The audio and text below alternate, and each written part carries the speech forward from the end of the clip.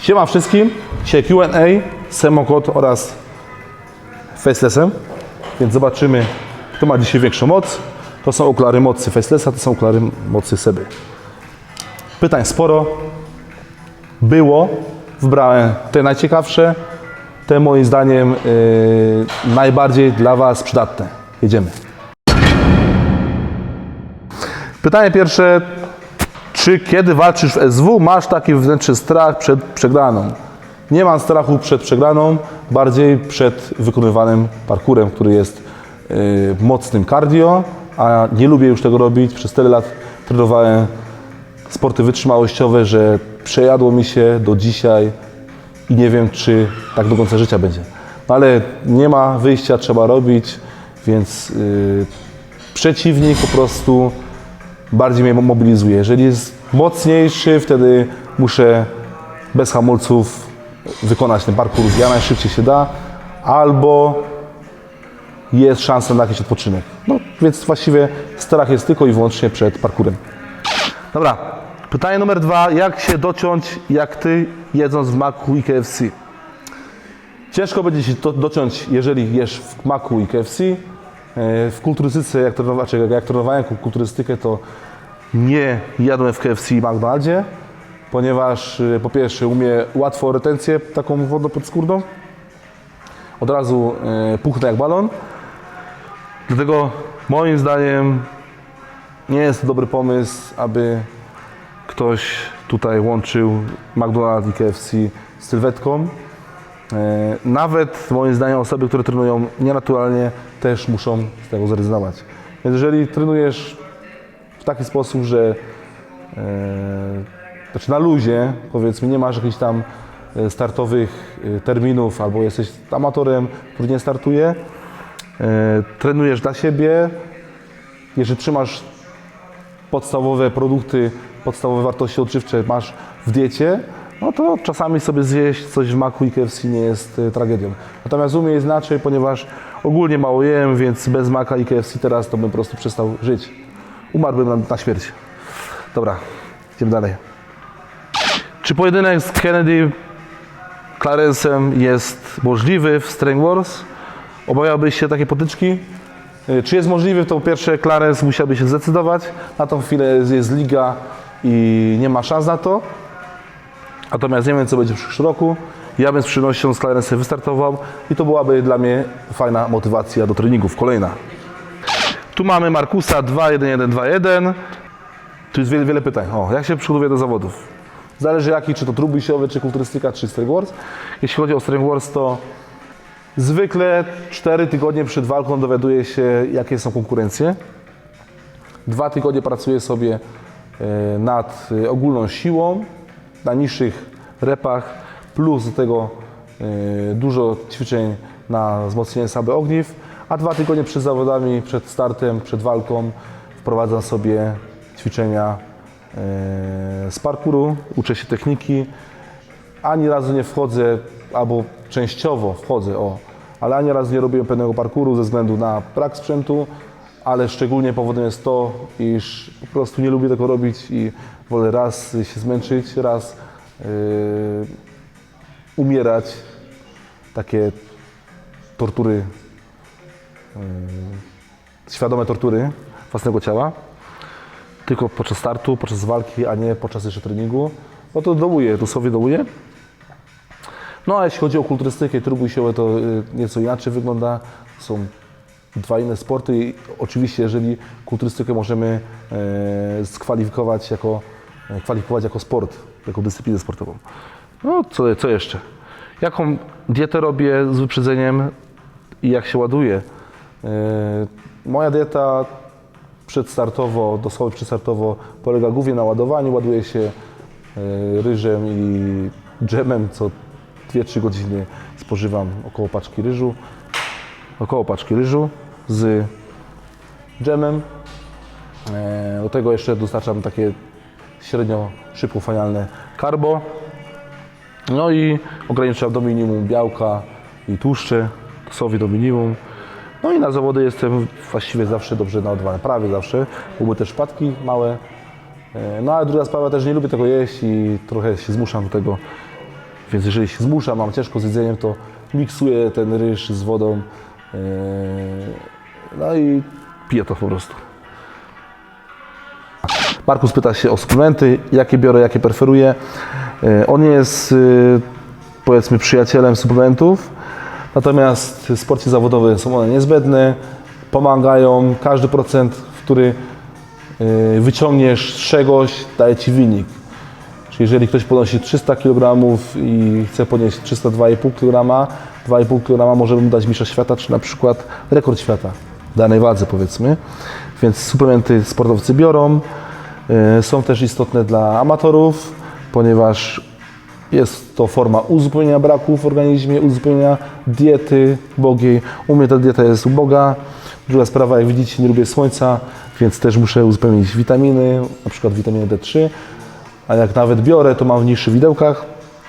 Białko, tak mówię, jako uzupełnienie diety, biorę albo w okresie potreningowym, albo po prostu dodaję do danych posiłków, przepisów, więc mega mi się to przydaje. Do tego jeszcze magnez, czasami potas, jeżeli dużo się pocę na treningu, czyli wysiłek jest bardziej energetyczny. Co jeszcze? Kreatyna, beta-alanina. Wiadomo, jest to podstawowy suplement, który naprawdę działa. Z BCA przez, powiedzmy, swoją karierę, długą karierę brałem bardzo rzadko i nie widziałem korzyści, co zresztą badania udowadniają, że jest to suplement, który jest zbędny, chyba że bierzesz go na czczo. Wtedy się przydaje i rzeczywiście przydaje się.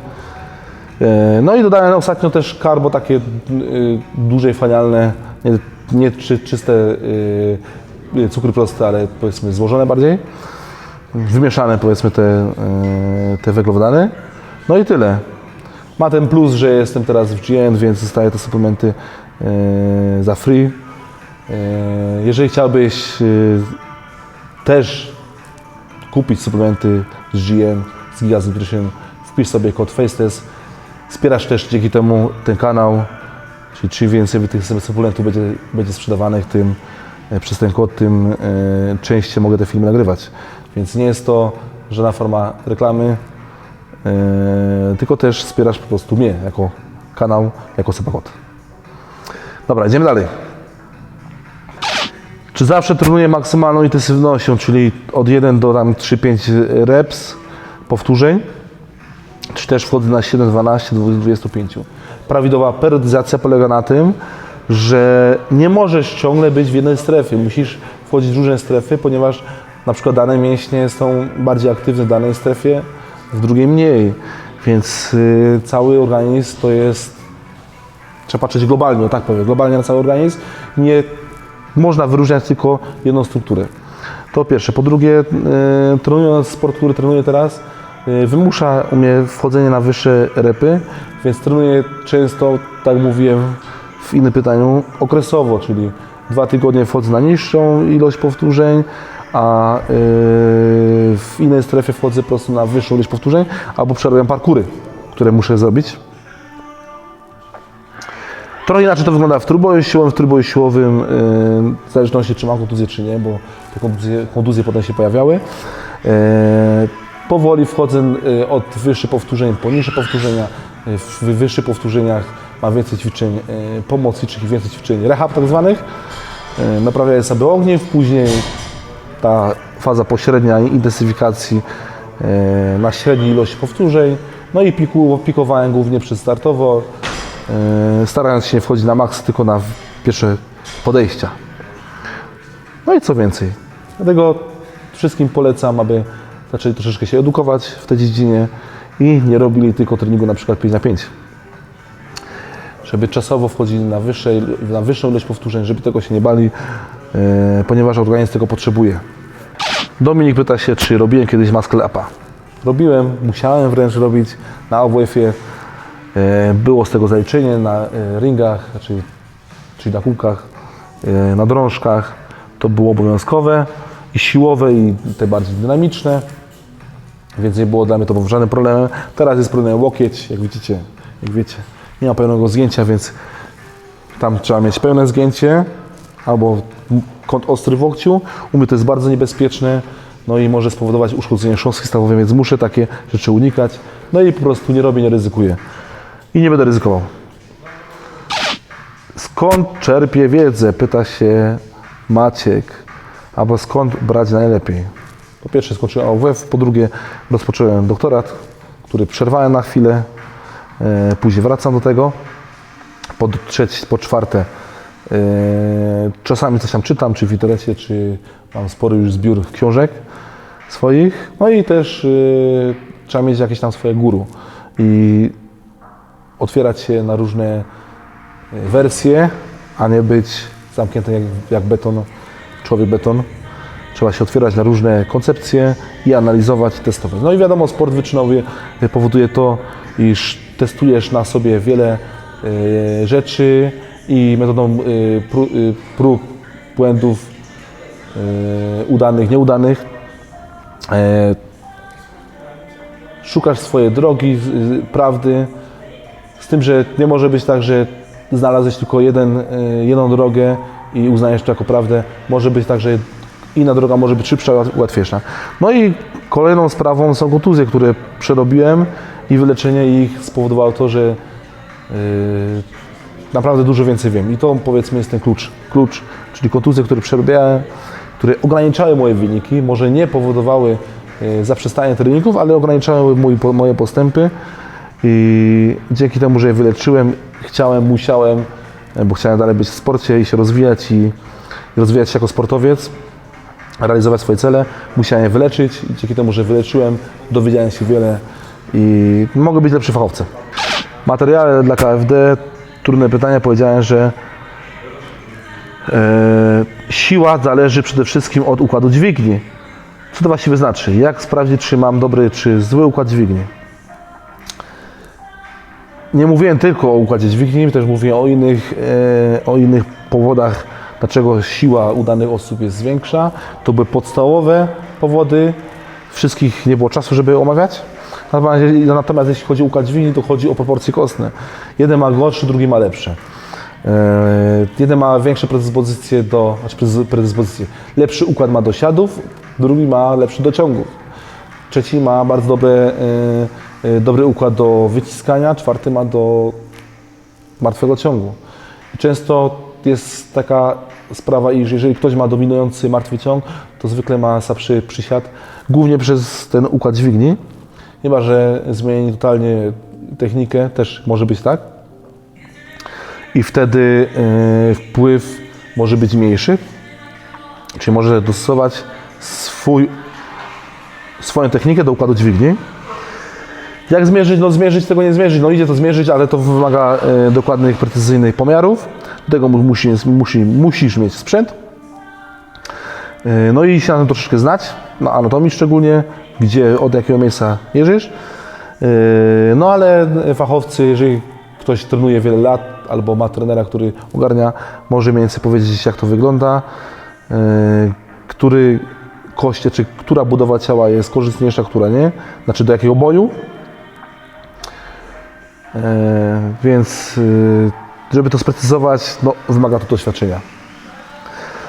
Tu nie chodzi o policzenie stosunku, tylko mniej więcej określenie, gdzie jesteś dominujący. Jeżeli masz siat pionowy i pomimo tego, że jesteś mobilny i stabilny, pionizujesz siat, jest ładny, jest wzorcowy, wtedy możliwe, że ten układ dźwigni do siatów jest przyzwoity, dobry lub bardzo dobry.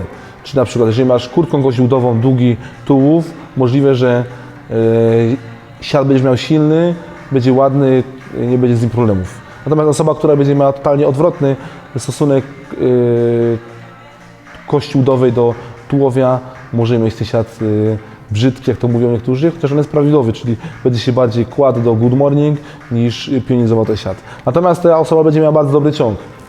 Możliwe, że bardzo dobry ciąg, bo jeszcze tam jest inne zmiany dochodzą, na przykład ramiona.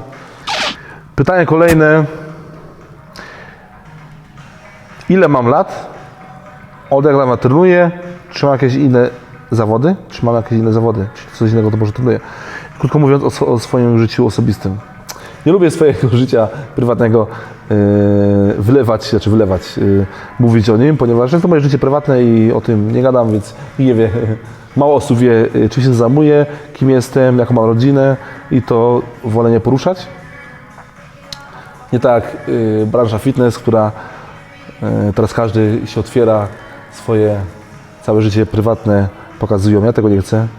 Wolę być kojarzony z innej perspektywy niż takiej sztucznej otoczki idealnej rodziny. Też u mnie jest dobrze, bardzo dobrze. Tak.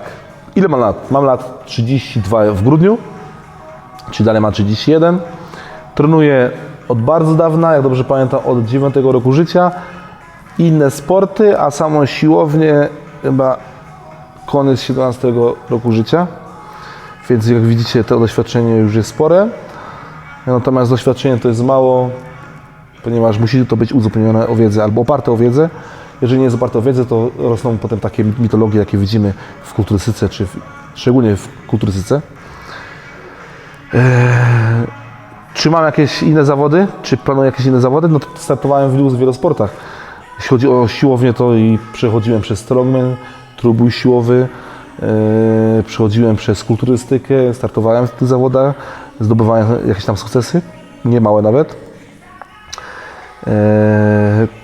Więc dalej to będę robił. Teraz widzicie, jest Strength Wars, pomieszanie wszystkich sportów i też bardzo fajna sprawa. Kolejne, powiedzmy, granice, które muszę pokonać. No a wcześniej trenowałem sporty wytrzymałościowe, było ich sporo. Od piłki nożnej po lekkoatletykę, po kolarstwo, po tanienie stołowe, tego było naprawdę dużo i myślę, że to jest ten plus, że teraz jak trenuję wytrzymałościowo bardziej, wytrzymałościowo siłowo, teraz to procentuję. Idziemy dalej. Makarena. Dlaczego nie gadasz po śląsku jak paleciak? Nie gada po śląsku już od dawna, ponieważ w kręgu już nie ma takich osób u mnie, bo już w samych Katowicach już mało osób mówi po śląsku. Druga sprawa, studiowałem, doktoryzowałem się, to wtedy musisz mówić, musisz się oduczyć, godać, ponieważ nie jest to, nie powinno się tak mówić w takich miejscach. Godać. Więc jak jestem na Śląsku, tam jeszcze coś tam pamiętam, nawykowo coś powiem po śląsku, ale tak to po polsku już. Jakiej muzyki Faceless słucha, jak trenuje? Faceless, jak się dowiedziałem, nie słucha muzyki żadnej, chyba że muzykę odbicia sztangi od podłoża, czy muzyka odbicia krążka o krążek. Więc to jest jedyna muzyka, którą słucha. Albo jak kropla spada na ziemię i słychać ten plusk tej kropli wody, potu. To jest jedyna muzyka Facelessa. Dobra, kolejne pytanie. Jedziemy z tym. Co mi pomogło najbardziej? Co decyduje o tym, dlaczego jest taki silny w wielu aspektach, powiedzmy, dyscyplinach, ćwiczeniach? Ciężko powiedzieć, ponieważ ma na to wpływ wiele rzeczy. Po pierwsze, sama siła absolutna, maksymalna u mnie jest dość wysoka i to dominuje na pewno, więc u mnie łatwiej przejść na przykład 200 kg, jak to jest na przykład moje 55%, niż osoby, która ma 90%, więc u mnie to nie jest żadne obciążenie. Doświadczenie, jeśli chodzi o inne sporty, dużo pomogło. Tak jak mówiłem, interesowałem też się gimnastyką, więc do momentu, jak nie miałem kontuzji łokcia, robiłem dużo rzeczy, akrobacji na tym drążku, teraz już nic nie mogę robić. No i druga sprawa, musiałem mieć dużą przerwę, natomiast z biegu mogę, jeżeli nic mi nie dokucza, jakiś tam przyzwoity wynik robić, jak na swoją wagę. Więc moim zdaniem najbardziej tutaj zdecydowało to, że trenowałem wiele sportów naraz. I teraz to się przekłada, a rzeczą najważniejszą jest po prostu moje PR, moje wysokie wyniki maksymalne, no i doświadczenie w treningu wytrzymałościowym, czyli jak pracować oddechem, jak się nie męczyć, jak przejść szybko, aby nie dopadła Cię jakaś tam pompa czy zadyszka większa. Kasper, STM. Czy presja w Strength Wars zwiększa się wraz z kolejnymi pojedynkami? Ja wiem, jesteś niepokonany, iż to wpływa na to, jak się czujesz. Czy jest większa presja? Jest taka sama zawsze. Od początku była taka sama, ponieważ deklarowałem się, że będę wygrywał i będę wygrywał. Ona właściwie jest na jednym stałym poziomie. Chcę Ryzynem wygrać grudzień i to jest mój główny cel. A czy po drodze będę przegrywał, czy wygrywał, to bez różnicy, liczy się sama wojna, wygranie wojny grudniowej i to jest mój cel. No, presja jest przed parkurem. Mówię, że zaraz będziesz umierać, że zaraz będą tortury, które sam sobie robisz. I to jest jedyna presja. Kosmal pyta się, czy znasz jakieś ćwiczenia na odstające upadki? Sporo takich ćwiczeń jest na odstające upadki. Po pierwsze trzeba zdiagnozować, dlaczego one odstają. Zwykle czworoboczny wstępujący, czy ta dolna środkowa część, strefa jest osłabiona. Może być dominująca elewacja, czyli dźwigacz upadki, czy czworoboczny wstępujący też może być przykurczony. Może być tak, że zębaty jest słaby i nie ma tutaj dobrej kontroli między zębatym a przednim a czworobocznym, więc może też i zębaty wzmocnić, więc naprawdę może być sporo tego. Ja polecam Power Rise. Fajne ćwiczenie na stricte upadki, jeszcze izolujemy.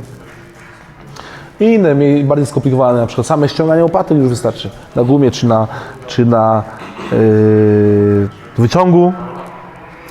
Można dać jeszcze ćwiczenia bardziej złożone, już nie muszą być takie, w cudzysłowie oczywiście, izolowane, czyli mniej złożone. Więc same presy czy nad głowę nie musimy robić od razu dużym obciążeniem, ale możemy dać na przykład landmine press, czy wyciskanie jednorącz hantelką, więc nie każdy od razu może rozpoczynać od ćwiczeń wielostawowych, dużych, ciężkich, bo może brakować mobilności czy stabilności, tak tutaj. Dobra, to na tyle dzisiaj. Subujcie mój kanał z przyjemnością, wchodźcie na mój główny fanpage Sebastian Kot WZ Widłowy, tak wpiszcie Sebastian Kot WZ Widłowy. Też jeszcze jest Faceless, ma swój kanał na YouTube, znaczy co mówię, ma swój fanpage, te Faceless też wpiszę sobie na Facebooku. W opisie macie, tak mówiłem, kontakt ze mną sebastian.kot1985@gmail.com. Kody zniżkowe na produkty w GN, 10% zniżki, dzięki czemu, powtórzę się po raz kolejny, wspieracie ten kanał. Tyle na dzisiaj. Zadawajcie pytania w komentarzach, może wykorzystam je do przyszłego Q&A. Na razie i do zobaczenia.